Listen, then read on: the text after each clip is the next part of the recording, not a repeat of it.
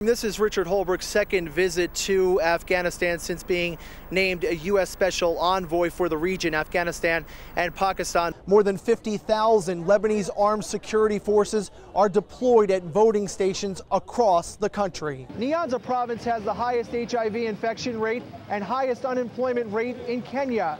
Well, Don, we are getting reports of 3 or 4 buses, a handful of buses overturned and set on fire. Some minor unrest here. Over my right shoulder is a home that was destroyed in the war, destroyed beyond repair. Not a thing has been done to help reconstruct this home because the materials that are needed to reconstruct the home are not being allowed in because of the Israeli blockade. A demonstration over a new draft law that has not been published, but leaked contents have provoked international condemnation and a furious response from some Afghan women. We do not want to allow culture to be used against our rights. Our rights are God-given, and therefore we actually ask for that law to be overturned completely. The Afghanistan Constitution allows for the country's minority Shias to have a separate family law based on tradition. But the Constitution also requires equal rights for men and women.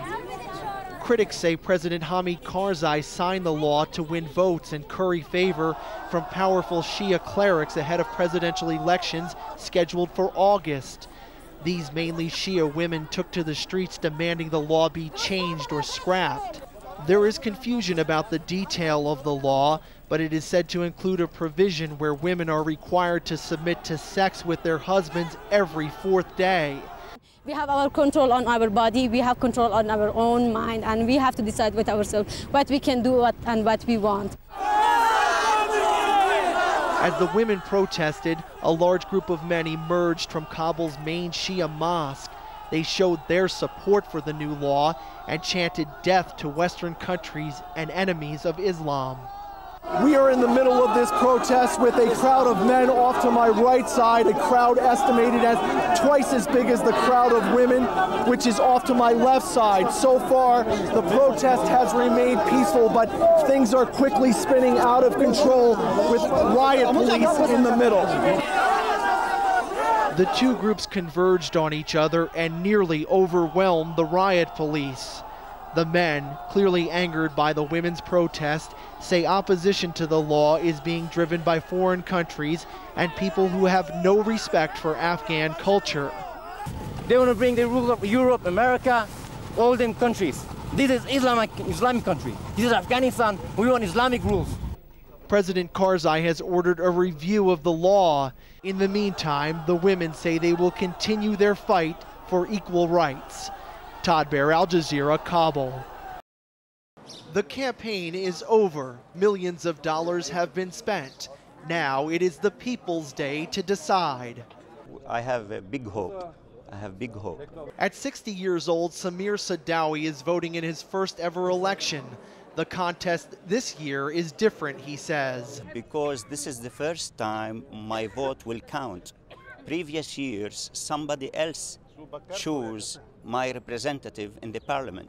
Political experts say this is the most competitive parliamentary election in decades. An amended election law means the margin between victory and defeat is expected to be razor thin. Very good. It's a very good feeling to have the right to vote. And hope we can change a bit. The contest pits the current ruling coalition of parties known as March 14th against the Hezbollah-led opposition coalition known as March 8th. Experts say this is the freest, fairest, and most transparent election in Lebanese history. There's extra scrutiny of identification, clear ballot boxes, and purple ink to prevent double voting.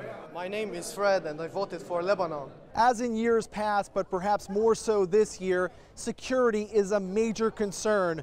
More than 50,000 Lebanese armed security forces are deployed at voting stations across the country. At this voting station in Beirut, people stood patiently in line, waiting to exercise their right to participate in democracy. And I'm very, very glad to be here as a Lebanese, as any European guys, as any American citizen. exerting his right. As for that nearly indelible ink that is ingrained on the thumbs of voters, it's not going to come off easily. ما في مشكلة. No problem, says this woman. خلاص. Call it what you may, a fashion statement for some, but for most, a symbol of pride. I'm crossing my Todd finger Baer, Al Jazeera, to win Beirut. the election.